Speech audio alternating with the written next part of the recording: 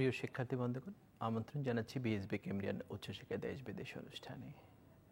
আপনারা জানেন এই অনুষ্ঠানে প্রতি সপ্তাহের এই দিনে আমরা শিক্ষা নিয়ে কথা বলি। আজকে আমরা শিক্ষার এমন একটি বিষয় আপনাদের সামনে তুলে ধরব, হয়তো নিজেরাই আপনারা আশ্চর্য হবেন। ঠেঙ্গামারা বগুড়ার একটি গ্রামের দুরন্ত ছেলে 1974 সালে রাজশাহী বিশ্ববিদ্যালয়ে বায়োলজি ডিপার্টমেন্টে মাস্টার্স কোর্সে ভর্তি হয়। ভর্তির কিছুদিন পরই শারীরিকভাবে অসুস্থ হয়ে রাজশাহী মেডিকেল কলেজে ভর্তি হয়। ডাক্তাররা তাকে উন্নত চিকিৎসার জন্য ঢাকা মেডিকেলে স্থানান্তর করে পরবর্তীতে সেখান থেকে ফেরত পাঠানো হয়। তার সহপাঠী বন্ধুরা পুনরায় তাকে ভর্তি করে রাজশাহী মেডিকেল কলেজে। সেখানে দীর্ঘ 6 মাসের চিকিৎসা শেষে উনি নতুন জীবন ফিরে পান। যখন তাকে অপারেশন থিয়েটারে নিয়ে যাওয়া হয়, তখন সবাই তার আশা ছেড়ে দিয়েছিল। বাইরে তাকে সমস্ত আয়োজন সম্পন্ন করেছিল তার শেষ বিদায়ের জন্য। এরকম পরিস্থিতিতে সবার মুখে হাসি ফুটিয়ে উনি আবারও সবার মাঝে ফিরে এসেছে। কিন্তু যে দামাল ছেলেটি অপারেশন থিয়েটারে গিয়েছিল, সে তার আগের অবস্থানে না থেকে একজন মেয়ে হিসেবে, একজন নারী হিসেবে ফিরে এসেছিল। অপারেশন থিয়েটারে থাকাকালীন সময়, অপারেশনের আগ মুহূর্তে তার শেষ যে চেষ্টাটি ছিল অসহায় মায়ের কষ্টকে দূর করা, এবং প্রতিজ্ঞা ছিল বেঁচে থাকলে মানব কল্যাণে কাজ করা। আমরা আজকে এরকম একজন মানবতাবাদী মানুষের সাথে কথা বলছি। তিনি প্রফেসর হোসনে আরা বেগম, যার বাল্যজীবনে নাম ছিল আব্দুস সামাদ। আমরা জানব আপনার ইতিহাস অনেক বড়, কিন্তু আমরা মূলত জানতে চাই যে আপনার এই সারা জীবনের যে চেষ্টা, আজকের যে অবস্থান, এর সংক্ষিপ্ত ইতিহাসটি। ধন্যবাদ চ্যানেল আই এবং বিএসবি কেমব্রিয়ান কলেজ কর্তৃপক্ষকে, যারা আমাকে এখানে ডেকেছেন এবং আমাকে কথা বলার সুযোগ করে দিয়েছেন। আল্লাহ তাআলার শুকরিয়া আদা করছি। আমার ইতিহাস অত্যন্ত সংক্ষিপ্তভাবে মূল যে হৃদয় বিদারক এবং অত্যন্ত সিগনিফিক্যান্ট এবং ক্রিটিক্যাল ইতিহাসের মূল পয়েন্টটুকু কিন্তু আপনার উপস্থাপনায় আপনি বলেছেন। তো এইটাকে কেন্দ্র করেই যেটা বলতে চাই সেটা হলো যে আমার শিশুকালে আমার পিতা মারা যায়। তারপরে আমার এই যে শারীরিক পরিবর্তন, এই পরিবর্তনের ফলে আমি এই সমাজে পুরুষ থেকে মহিলা, মানে একটা সবল মানুষ থেকে মানবিক বা মানে মনুষ্য প্রতিবন্ধী সামাজিকভাবে বলা যায়, সেটা হলো নারী। সেই নারীতে রূপান্তরিত হয়ে পুরুষালী চিন্তা চেতনায় তথা সমাজের অনেক ভালো ধ্যান ধারণা, এগুলোকে বাস্তবায়ন করার যে সংকল্প, সেইটা লক্ষ্যে কর্মসূচি হাতে নিয়ে আজ পর্যন্ত যে কাজ করে যাচ্ছি, এটা বড়ই বন্ধুর, বড়ই কঠিন এবং সমস্যা সংকুল। আমরা শুরু থেকে আপনাকে দেখেছি এই সমাজসেবায় যখন আছেন, প্রথমেই একটা বিক্ষোভ সমাবেশ বা সম্মেলন থেকে আপনার মানে যাত্রাটা শুরু হয়, এবং বিক্ষোভদের এই সমাবেশে আপনি কীভাবে যুক্ত হয়েছেন এবং সেই সমাবেশের মূল লক্ষ্য এবং উদ্দেশ্য কী ছিল? না, ভিক্ষুকদের সমাবেশ করতে হলো আমার শক্তি বৃদ্ধি করার জন্য।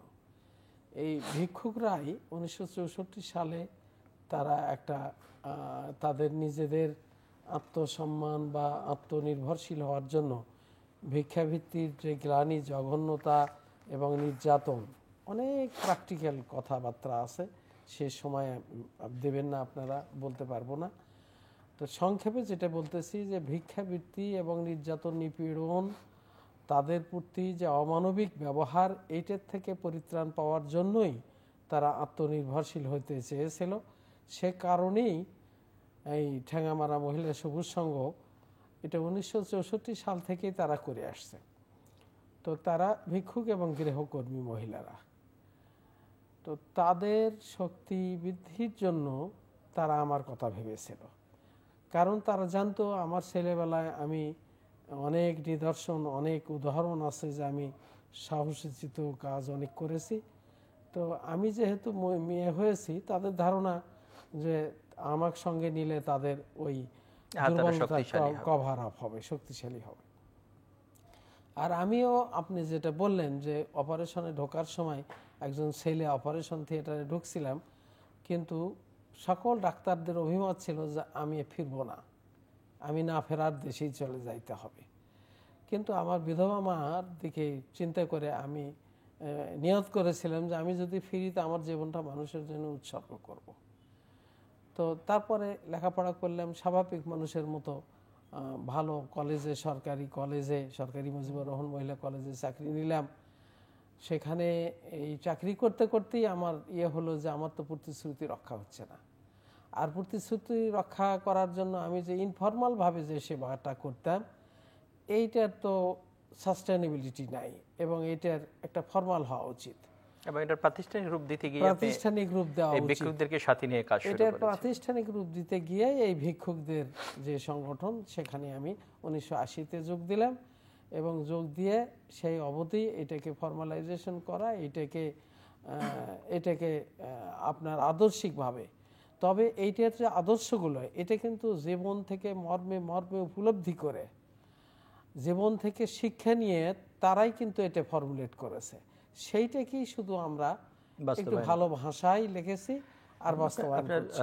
পুঁজি বা সূচনা বলতে আমরা যেটুকু দেখেছি 126 মণ চাল এবং 206 মণ চাল, 126 জন মহিলা নিয়ে আপনার এই পুঁজি নিয়ে আপনি শুরু করেন। তো এই তাদেরই প্রস্তাব ছিল যে আমাদের আরো অনেক ফকরনি আছে, তাদেরকে সঙ্গে নিলে আমাদের দল বড় হলে আমাদের শক্তি বেশি হবে, আমাদের দেখে মানুষ যাতা করতে পারবে না। আমরা জানতে চাই, এই যে যারা গরিব মানুষ ছিল, ভিক্ষুক বা ফকিরনি যেটা আপনি বলছেন, এই মানুষগুলোর বর্তমান অবস্থা কি আছে? এই মানুষগুলো সবগুলোই আল্লাহর রহমত। আমি আপনাদের ইনভাইট করছি সবাইকে, এই চ্যানেলের মাধ্যমে প্রিয় এবং শ্রদ্ধাভাজন দর্শকদেরকে, তারা দেখবেন যে তাদের ইটের বাড়ি, তাদের ছেলে মেয়েরা লেখাপড়া করছে, তারা চাকরি বাকরি করছে, তাদের কত উন্নত জীবন, এবং তাদের মুখের এই কাহিনীগুলো তারা বলতে বলতে তারা আনন্দের কান্না কেঁদে ফেলবে, এবং দেখলে ভালো লাগবে যে রিয়েল ডেভেলপমেন্ট কারে বলে। দালান কোঠা, অবকাঠামো, বিল্ডিং, এগুলো কিন্তু রিয়েল ডেভেলপমেন্ট নয়। রিয়েল ডেভেলপমেন্ট হলো মানুষ তার উন্নয়ন প্রক্রিয়া, মানুষ তার উন্নয়ন চেতনা, মানুষের প্রতি মানুষের ভালোবাসা, মানুষের কল্যাণের প্রতি মানুষের কল্যাণ কাজ করার আকাঙ্ক্ষা এবং তার প্রতি তৃপ্তি, এইটা তাদের মধ্যে আছে। যেই 126 জন নারী ছিল তারা হয়তো শিক্ষিত ছিল না, কিন্তু তাদের ছেলেমেয়েরা এখন কলেজ, ইউনিভার্সিটিতে পড়েছে, এবং তাদের কারণেই, এবং আমাদের বেনিফিশিয়ারি বর্তমানে তো সারা বাংলাদেশে আমাদের 915টি অফিস আছে, এবং ভলান্টিয়ার আর রেগুলার এসআরভুক্ত মানে চাকরি বিধিভুক্ত কর্মকর্তা কর্মচারী সব মিলিয়ে প্রায় 30,000-এর মতো রেগুলার কর্মকর্তা কর্মচারী আছে। বেনিফিশিয়ারি কত আছে? কিউমুলেটিভ বেনিফিশিয়ারির সংখ্যা প্রায় 47 লক্ষ, তো এবং সমিতির সংখ্যা 1 লক্ষের বেশি। এবং আমরা একটা জিনিস আপনার বিভিন্ন প্রতিষ্ঠানগুলো ঘুরে আমরা দেখেছি যে যথেষ্ট কোয়ালিটি সম্পন্ন প্রতিষ্ঠান, এবং সেখানে বিশেষায়িত প্রতিষ্ঠানগুলো রয়েছে, medical college, nursing institute, dental institute. এখন আমরা 26টা ফর্মাল এডুকেশনাল ইনস্টিটিউশন, যার কথা আপনি বললেন, যে medical college, nursing college, engineering college, তারপরে আপনার পলিটেকনিক ইনস্টিটিউট, এভাবে 26টি ইনস্টিটিউট চলছে। আর তাদের চাহিদার কারণেই কিন্তু 15 university of science and technology নামক একটা বিশ্ববিদ্যালয় এটা আমরা প্রতিষ্ঠা করেছিলাম। তো 15 মানে পৌরাণিক রাজধানী, গড় মহাস্থান, 15 বর্ধনের রাজধানী, ওই নামটা স্মরণ রাখার জন্য 15 university of science and technology করেছিলাম। আমরা যেটুকু জানি এটা শুরু হওয়ার কিছুদিন পর আবার সেটি বন্ধ হয়ে গিয়েছে। শুরু হওয়ার 2 বছর 10 মাস পরে বন্ধ হয়েছে।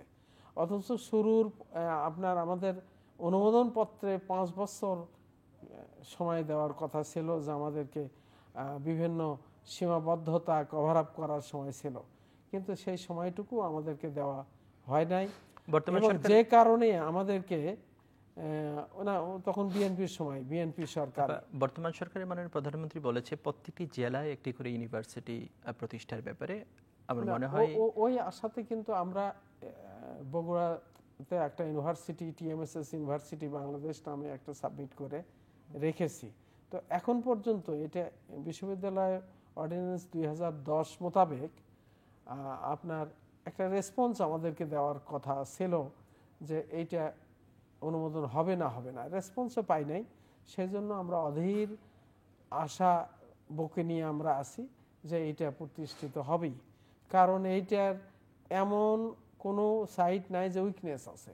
অবকাঠামোর থেকে শুরু করে আপনার এভরিথিং আমাদের আছে, মানে প্রাইভেট বিশ্ববিদ্যালয় প্রতিষ্ঠার সকল বৈশিষ্ট্য এখানে মানে 16 কলা পূর্ণ আছে। আমরা আশা করি কর্তৃপক্ষ হয়তো বিষয়টি সদয় বিবেচনা করবে। কর্তৃপক্ষের প্রতি আজকে আপনার মাধ্যমে আমি সবিনয়ে অনুরোধ করছি, নিবেদন করছি, যে আমাদের এই হতদরিদ্র মানুষদের, তৃণমূল পর্যায়ের মানুষদের, যারা উপরের দিকে উঠে আসছে, যারা উচ্চ শিক্ষা করতে চায়, তাদের সহজভাবে তাদের বাড়ির পান্তা খেয়ে তারা যেন উচ্চ শিক্ষা, যাদের মেধা আছে, কারণ আমাদের 26টা শিক্ষা প্রতিষ্ঠান আছে এবং নিম্নে দিকে এমনকি আপনার চাটায়ে বসে শিক্ষা লাভ করে এরকমেরও অনেক প্রতিষ্ঠান আছে।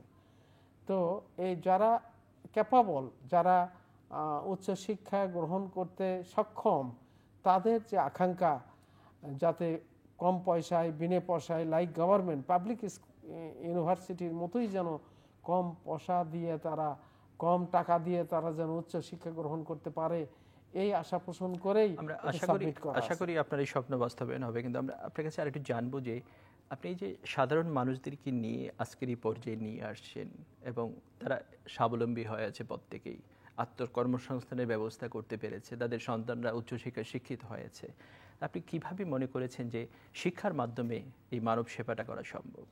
না, এটা তো সবাই এটা মনে করে, এটা কিন্তু মূর্খ মানুষ হলেও তারা জানে যে যেখানে শিক্ষা সেখানেই আলো, আলিল নূর ওয়া জাহিলাতুল জুলমাতুন।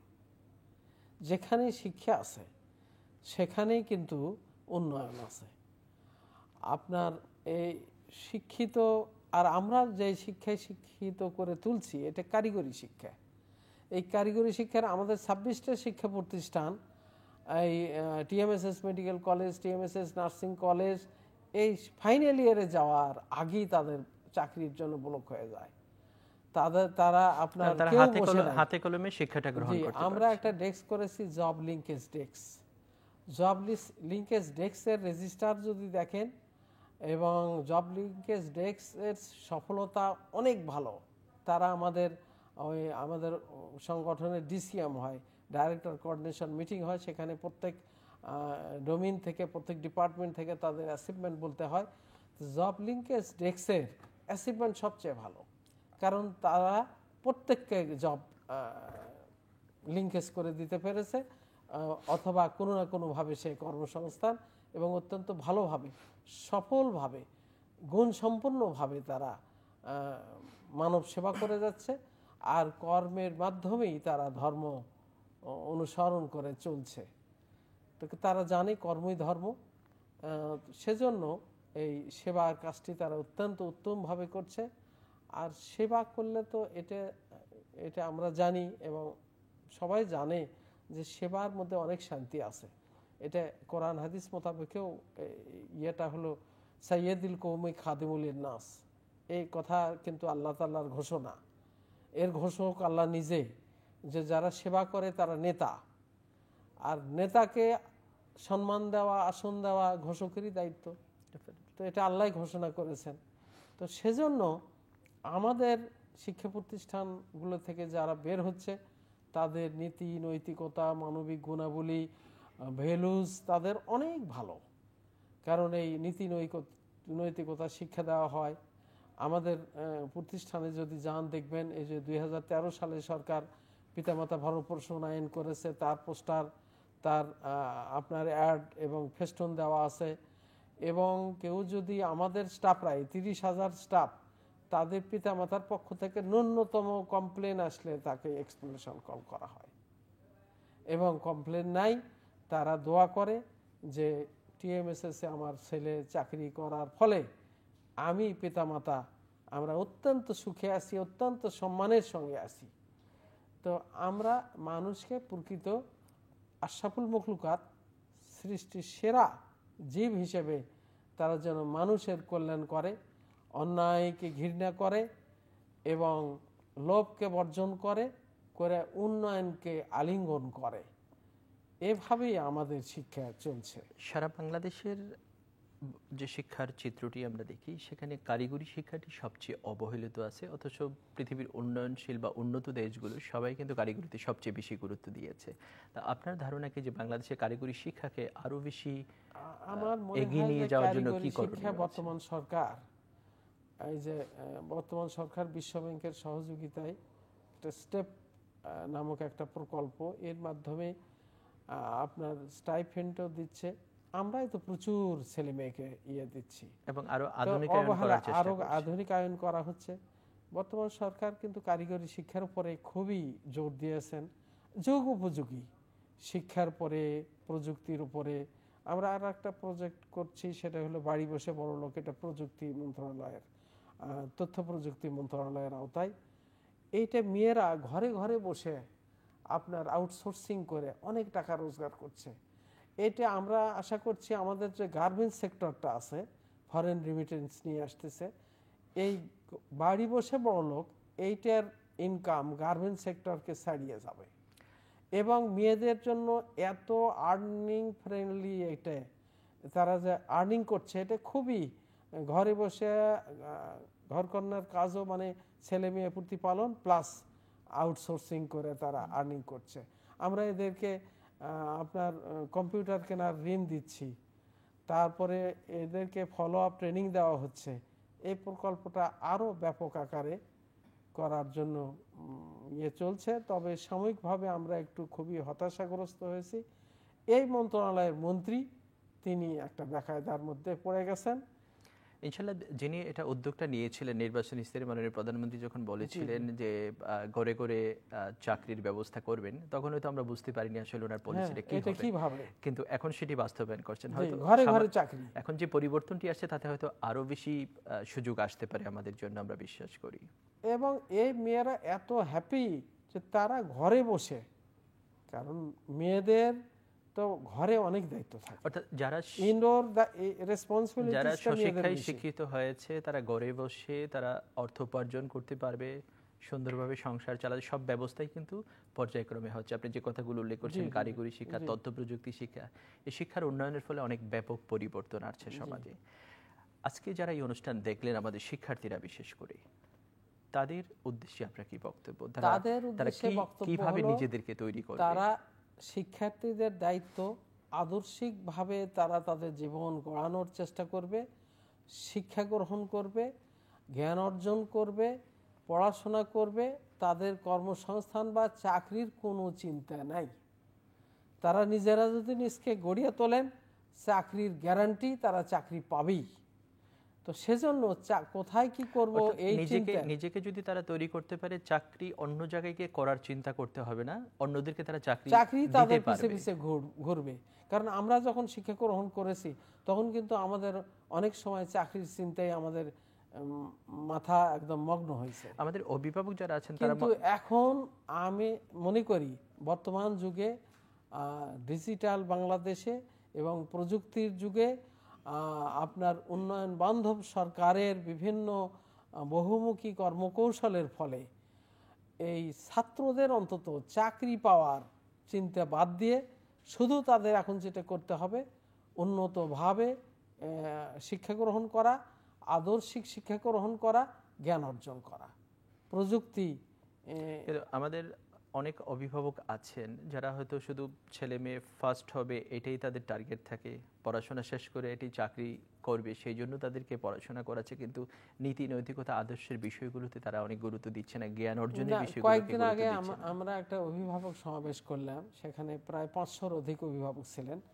অধিকাংশ অভিভাবক কিন্তু আমরা ওই অভিভাবক সমাবেশে আমাদের TMSS public school and college নামক একটা খুব সুন্দর প্রতিষ্ঠান আছে, সেখানকার অভিভাবক সমাবেশে তা আমি দেখলাম অধিকাংশ অভিভাবকই তাদের প্রস্তাব ছিল যে আমাদের ছেলে মেয়েদেরকে নীতি নৈতিকতা জ্ঞান শিক্ষা দেওয়া হোক। এটি কিন্তু অভিভাবকদের সচেতনতা আগে এরকম আমি দেখিনি। আমি তো দীর্ঘ 10 বছর যাবত অভিভাবক সমাবেশে উপস্থিত থেকে তাদের অপিনিয়ন নেই, কিন্তু এই অপিনিয়ন দিন দিন জোরালো হচ্ছে যে নীতি নৈতিকতা শিক্ষা দেওয়া হোক।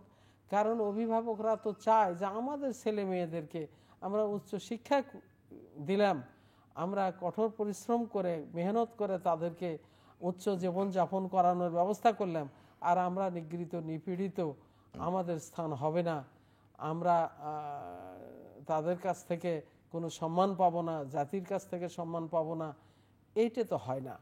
তো সেজন্য যারাই নীতি নৈতিকতা সহকারে উচ্চশিক্ষা গ্রহণ করেছে তাদের পিতামাতার যে অবস্থান, তাদের পিতামাতার যে আনন্দ, তাদের পিতামাতার যে সুখ শান্তি, এইটা আর শুধুমাত্র ফার্স্ট ক্লাস পেয়েছে, উচ্চশিক্ষা গ্রহণ করেছে, নীতি নৈতিকতা বিবর্জিত, পিতামাতা আত্মীয় স্বজন কমিউনিটি সমাজের জন্য ভাবে না, এদের যে তফাৎ, এই তফাৎটা বুঝে ফেলেছে। বুঝে ফেলার পরে প্রত্যেকের ওইখানে ছিল। আমরা বারবার বলি যে এটা হয়েছে, অন্য পয়েন্ট বলেন, তবু বলে যে না, একটু জোরালো দাবি যে আমাদের ছেলে মেয়েদেরকে নীতি নৈতিকতা শিক্ষা দেওয়া হোক। এবং এই দাবিটা যদি সারা বাংলাদেশে একযোগে অভিভাবকদের পক্ষ থেকে উঠে তাহলে তো আরো সহজ হবে বিষয়টি।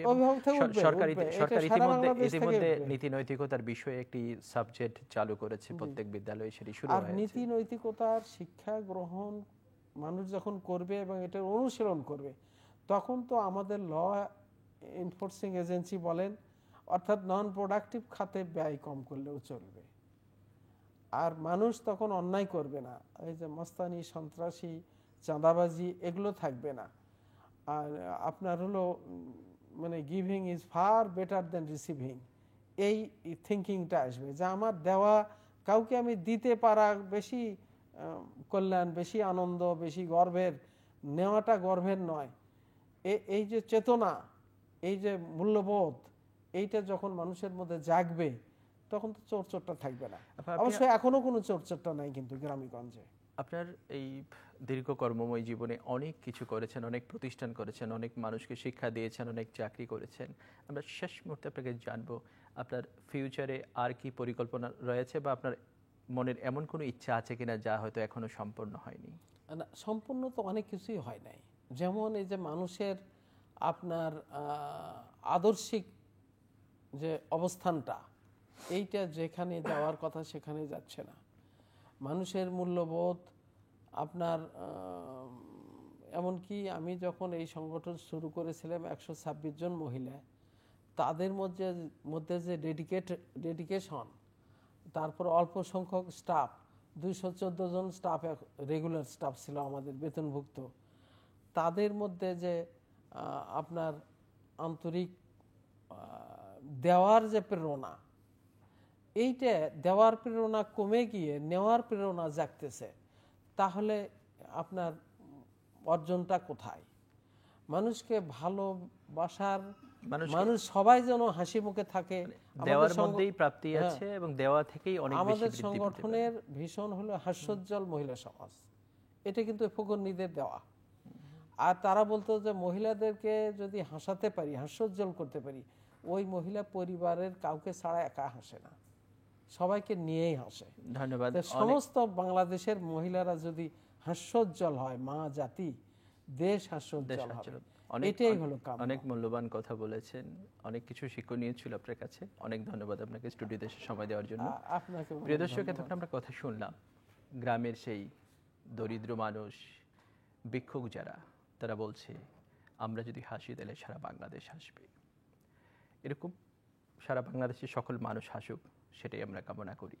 আর এই হাসার বিষয়টি আসবে যখন আমরা শিক্ষিত হব, এবং সেই শিক্ষাটা যখন নীতি নৈতিকতা এবং আদর্শিক শিক্ষা হবে। আমরা আশা করি প্রফেসর হোসনে আরা বেগম সারা জীবনে যে আন্দোলন করেছেন তার সুফল এই জাতি পাচ্ছে এবং ভবিষ্যতে আরও অনেক বেশি পাবে। এবং আমরা এই মহিষী নারীকে হয়তো একসময় দেখব মাদার তেরেসার জায়গায়। আপনাদের সকলকে অনেক অনেক ধন্যবাদ এবং কৃতজ্ঞতা জানিয়ে শেষ করছি আজকের এই অনুষ্ঠান। আল্লাহ হাফেজ।